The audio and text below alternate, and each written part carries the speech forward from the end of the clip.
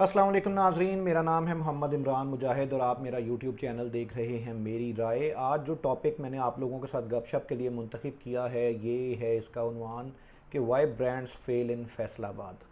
तो आप बहुत बखूबी जानते हैं जो लोग फैसलाबाद को, वो इस चीज़ से आगाह होंगे कि बहुत सारे बड़े ब्रांड्स जब फैसलाबाद के अंदर आते हैं तो मैं ज़ाती तौर पर फैसलाबाद को ग्रेवयार्ड ऑफ द ब्रांड्स भी कहता हूँ। जिस तरह अफ़गानिस्तान को ग्रेवयार्ड ऑफ एम्पायर्स के नाम से पुकारा जाता है, इसी तरह मैं ज़ाती राय के अंदर, ये ऑथेंटिक राय नहीं है, मेरी ज़ाती राय है कि इसको मैं ग्रेवयार्ड ऑफ ब्रांड्स कहता हूँ।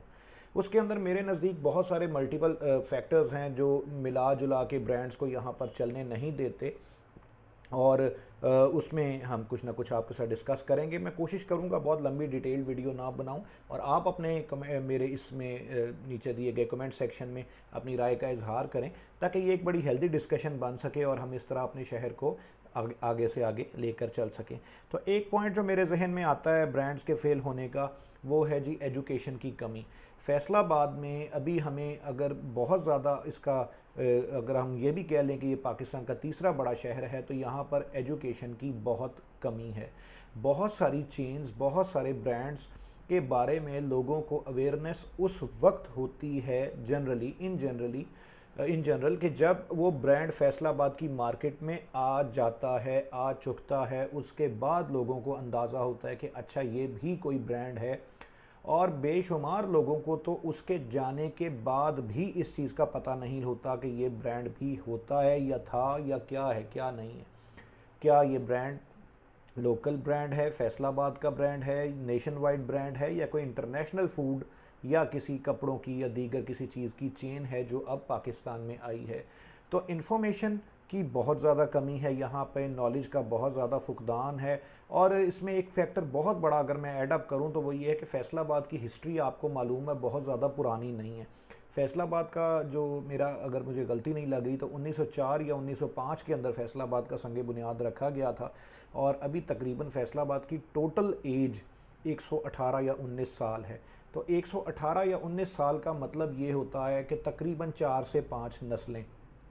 तो इससे कंपैरिजन में अगर आप बात करें तो लाहौर जो है उसका ओरिजिन बहुत ज़्यादा पुराना है और कई हिस्टोरियंस तो यहाँ तक कहते हैं कि लाहौर शायद 3000 साल पहले के भी यहाँ पे आबादी के आपको शवाहिद मिलते हैं। तो जिस तरह आबादी ओवर एज होती जाती है, चीज़ों के अंदर बहुत ज़्यादा मेचोरिटी आती है, नॉलेज के अंदर मेचोरिटी आती है, मल्टी कल्चरल आपकी एक किस्म की आप कह लें उसमें लोग आ के सेटल होते जाते हैं आपके इलाके के अंदर और कल्चर्स एक दूसरे के अंदर मिक्स होते चले जाते हैं और इसी तरह चीज़ें इवॉल्व करती हैं। फैसलाबाद की हिस्ट्री पुरानी ना होने की वजह से यहाँ पर अभी सारा कुछ बहुत ज़्यादा डीप रूटेड नहीं है बल्कि अभी सतह के ऊपर ही तैर रहा है।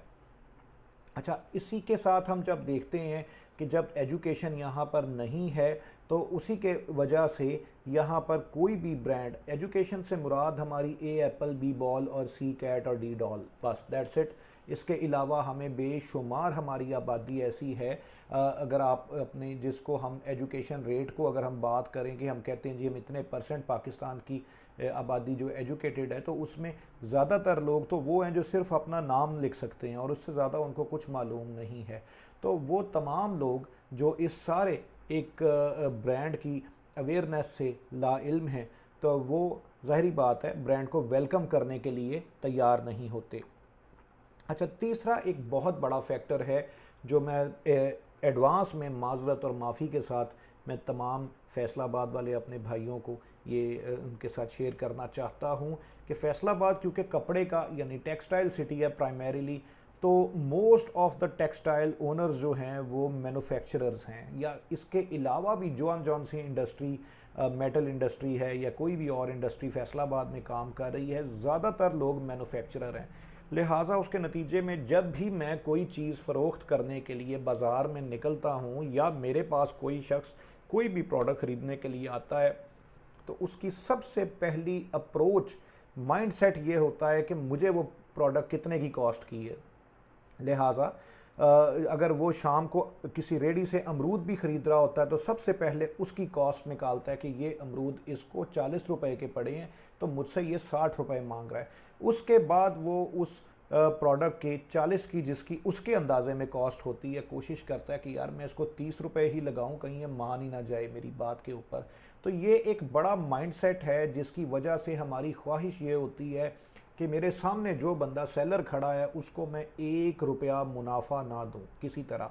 और ये ऐसा नहीं है कि ये किसी ख़ास तबके की अप्रोच है, ये अगर from bottom to the top आप इसमें मिल ओनर्स और मल्टी बिलियनियर्स भी आप देखें, जब आप उनके साथ ट्रांजैक्शंस करते हैं तो आपको अंदाज़ा होता है कि यार इस शख्स का तो ये तो मुझे 50 रुपये या 100 रुपये मुनाफा देने के लिए तैयार नहीं है।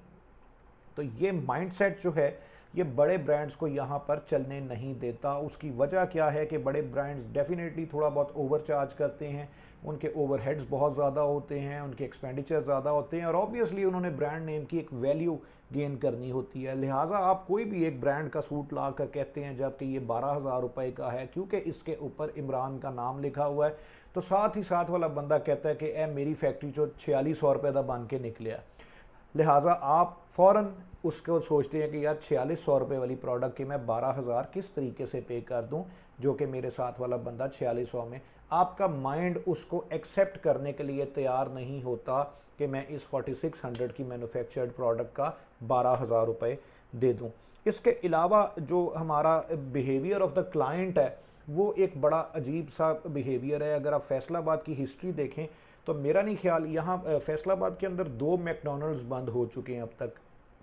इसके अलावा अमार बिलाल फैसलाबाद में बंद हो चुका है। फज्जा पाए वाला लाहौर से अगर आपको याद हो तो इकबाल स्टेडियम में आया था, वो बंद हो चुका। इसी तरह सबवे जो है एक दफ़ा आपको याद होगा सूसा रोड के ऊपर आया था, वो बंद हो चुका। इसी तरह डंकिन डोनट्स यहाँ पर आकर वाइंड अप कर जा चुका। इसी तरह अगर आप देखें तो कोहिनूर के अंदर बर्गर किंग और पिज़्ज़ा हट जो है वो अपने बहुत बड़े सेटअप्स जो है वो वाइंड अप कर चुके हैं। और ये लिस्ट एक इतनी लंबी लिस्ट है कि जिसका हम कुछ एंड नहीं कर सकते। मेरे जहन में इस वक्त वो आ ही नहीं रहे नाम, इतने नाम हैं, इतने नाम। ग्लोरिया जीन्स वाइंड अप हो चुका, और इसके अलावा बेशुमार ऐसे नाम हैं जिन्होंने बहुत ज़्यादा पावरफुल तरीके से फैसलाबाद में, जलाल सन्स अभी रिसेंटली वाइंड अप हुआ कुछ अर्सा पहले। और तो ये बेशुमार ऐसे नाम हैं जो कि फैसलाबाद की मार्केट के अंदर आकर फेल हो जाते हैं। उसकी वजह क्या है? उसकी वजह ये है कि हमारे क्लाइंट का बिहेवियर जो है वो इस तरीके का है कि कोई भी नया ब्रांड जब फैसलाबाद में आता है तो हम एकदम उसकी तरफ टूट पड़ते हैं, उसको सीढ़ियाँ चढ़ाते चढ़ाते उस ब्रांड को उस टॉप के ऊपर ले जाते हैं जहाँ पर उसको ऐसा महसूस हो कि शायद मैंने गलती की सारी ज़िंदगी फैसलाबाद ना आकर। और वो मार्केट जो है वो बहुत पावरफुल मार्केट है और फैसलाबाद बड़ी शानदार मार्केट है, तमाम रिकॉर्ड्स ब्रेक हो गए। ठीक 1 महीने के बाद हम उसको सीढ़ी पे चढ़ा के नीचे से सीढ़ी खींच लेते हैं। और इस सारे कुछ की बुनियादी वजह अगर मैं ये कहूँ तो वो इस वजह से ये माइंडसेट हमारा ओवरऑल बन चुका है कि हम मिडिल क्लास कोई नहीं है।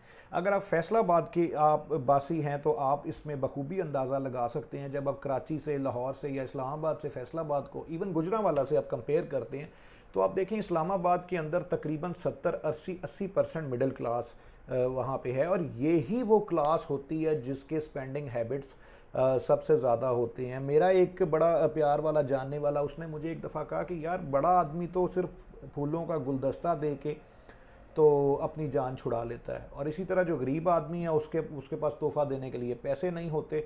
तो मार्केट जो चला रहा होता है वो सारा मिडिल क्लास आदमी चला रहा होता है जिसने अपनी इज्जत भी रखनी होती है और अपने सारे मामलात को भी चलाना होता है। फैसलाबाद में अनफॉर्चुनेटली या मिल मालिक है या मिल का मुलाजिम है।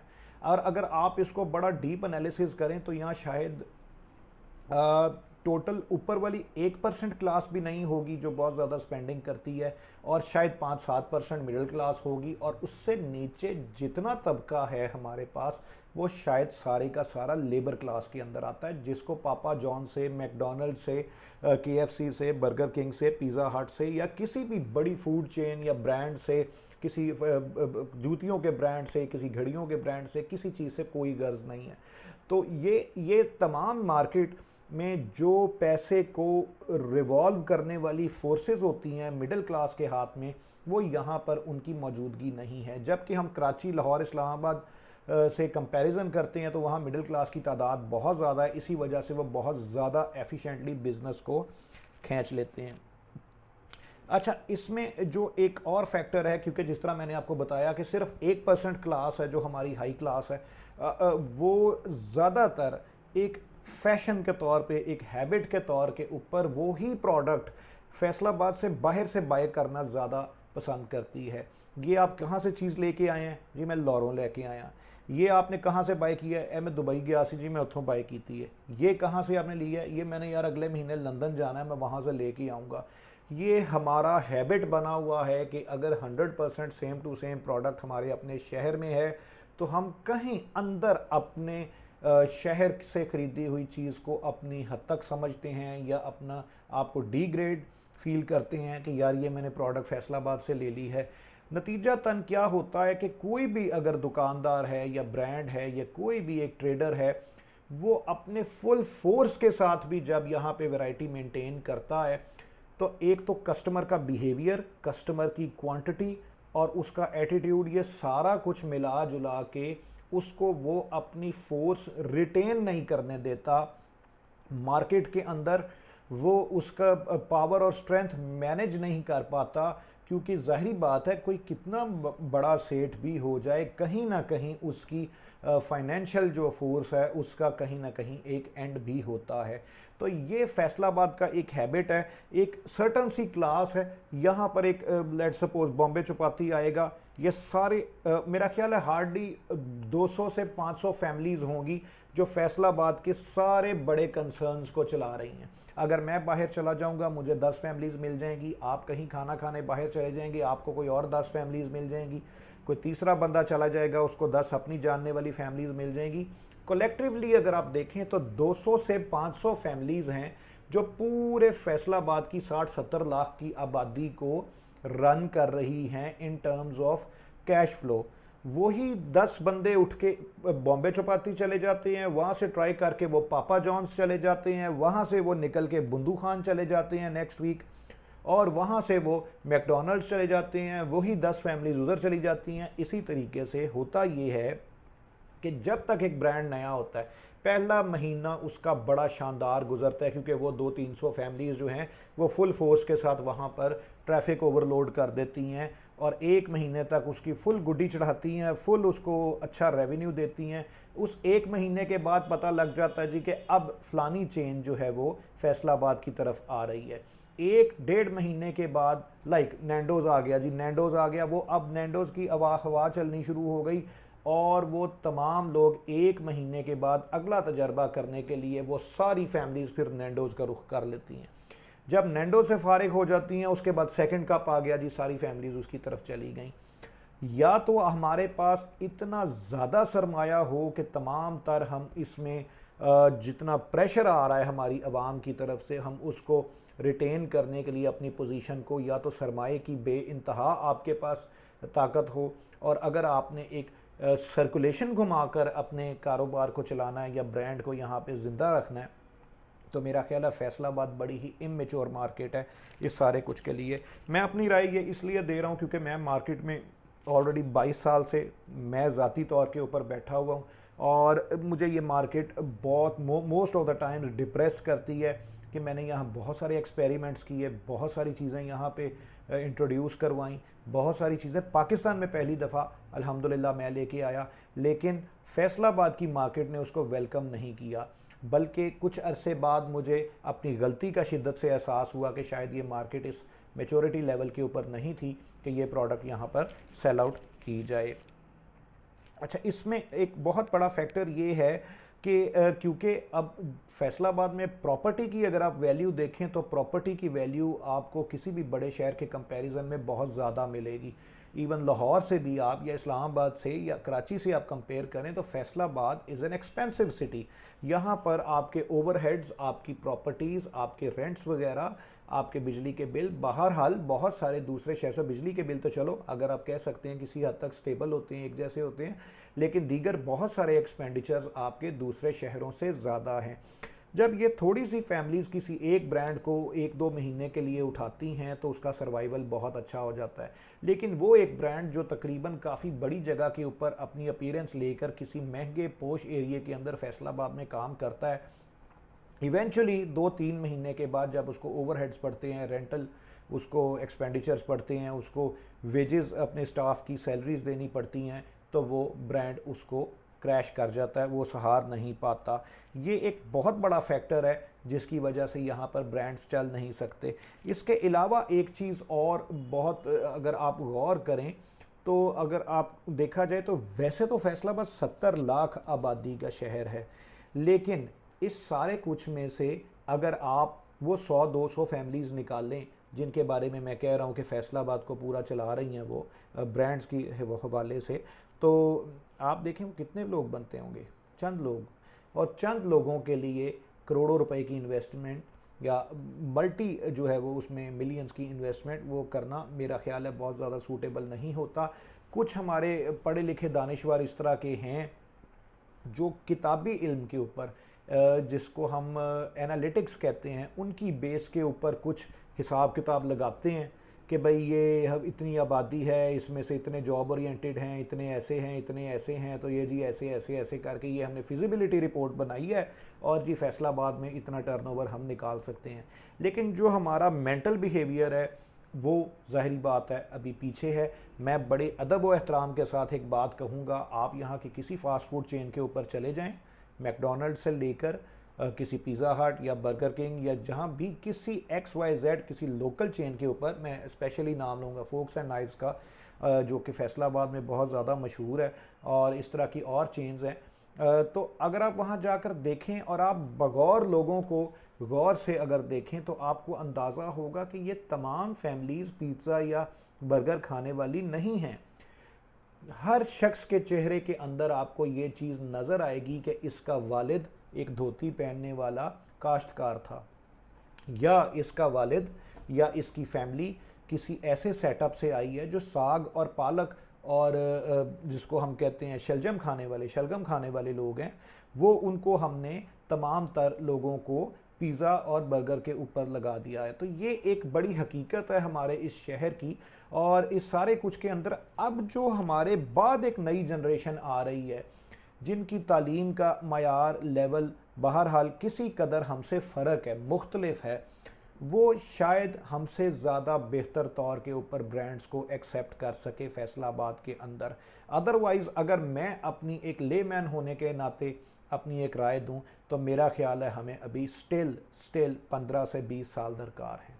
दुआ कीजिए हमारा शहर अमन व अमान के साथ, बड़ा खुशगवार माहौल के साथ इन ब्रांड्स को वेलकम करे, और इसमें हमारे लोकल ब्रांड्स को भी प्रमोट करने की ज़रूरत है ताकि हम अपनी मुल्क की इकॉनमी में और शहर की इकॉनमी में अपना कंट्रीब्यूशन कर सकें। उम्मीद है आज की वीडियो भी आपको पसंद आई होगी। अपना फीडबैक ज़रूर दीजिएगा कमेंट सेक्शन में। अल्लाह हाफ़िज़।